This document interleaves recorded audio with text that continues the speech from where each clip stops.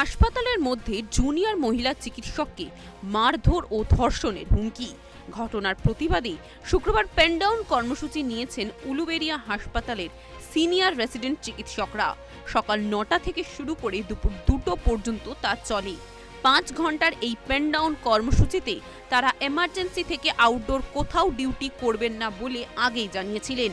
তবে হাসপাতালে পরিষেবা স্বাভাবিক রাখতে সিনিয়র ডাক্তাররা কাজ করছেন, সঙ্গে রয়েছেন ইন্টার্নরাও।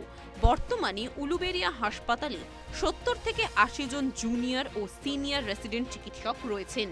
নিগ্রহের প্রতিবাদে তারা ১১ দফা দাবি জানিয়ে শুক্রবার সকাল ৯টা থেকে এই পেনডাউন কর্মসূচি নিয়েছেন। তাদের দাবিগুলোর মধ্যে রয়েছে হাসপাতালের নিরাপত্তা বাড়ানো, পাশাপাশি অভিযুক্ত অস্থায়ী হোমগার্ডকে পুরোপুরি তার চাকরি থেকে বরখাস্ত করা। এছাড়া আরও একাধিক দাবি তুলে সরব হয়েছেন তারা।